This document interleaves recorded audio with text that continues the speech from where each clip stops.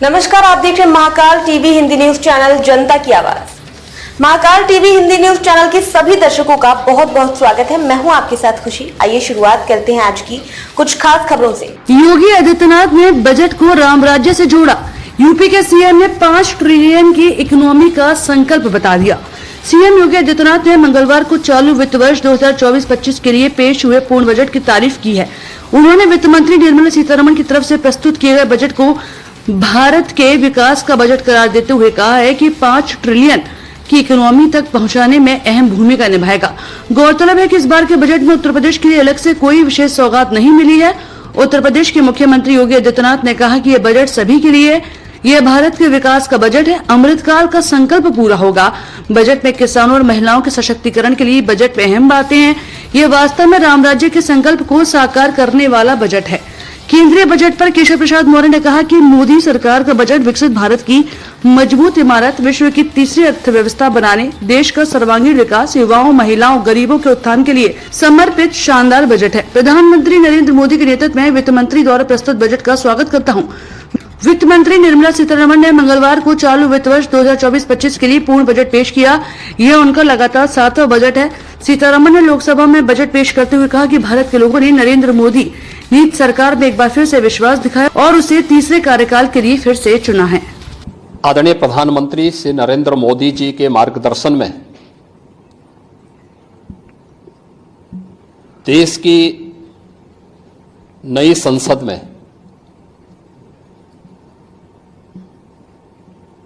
माननीय वित्त मंत्री जी ने देश का आम बजट प्रस्तुत किया है। यह बजट सर्वस्पर्शी, सर्वसमावेशी, विकासोन्मुख 140 करोड़ भारतवासियों की आशा, आकांक्षा और अमृत काल के संकल्पों को पूरा करने वाला सिद्ध होगा। आम बजट 2024-25 आत्मनिर्भर एवं विकसित भारत के निर्माण का एक आर्थिक दस्तावेज है। इस आम बजट में अंत्योदय की पावन भावना, विकास की असीम संभावना और नवोन्मेष की नवदृष्टि है। इस आम बजट में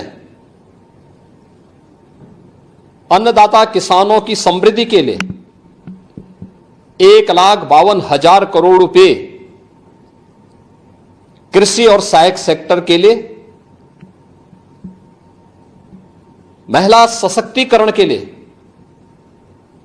3 लाख करोड़ रुपए से अधिक का प्रावधान किया गया है।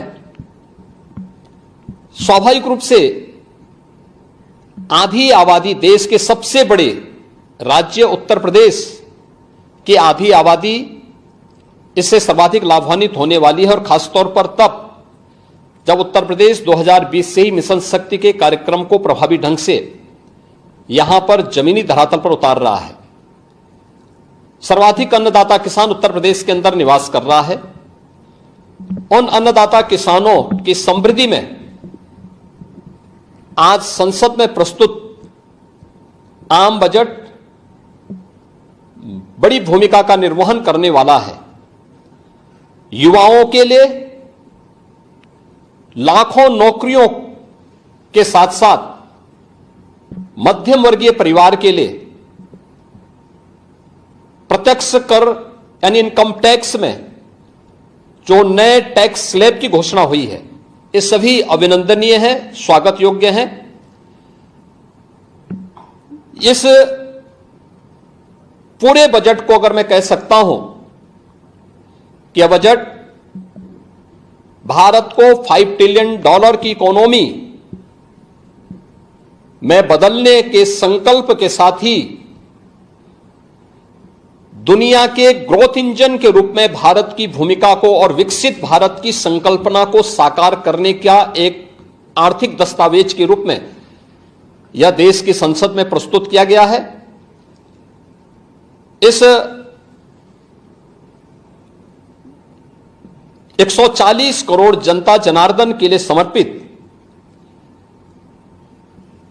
उनकी आशा, उनकी आकांक्षा और अमृतकाल के संकल्पों को पूरा करने वाले इस बजट के लिए मैं आदरणीय प्रधानमंत्री जी के प्रति आभार व्यक्त करता हूं। माननीय केंद्रीय वित्त मंत्री माननीय श्रीमती निर्मला सीतारमण जी को और उनकी पूरी टीम का मैं अभिनंदन करता हूं।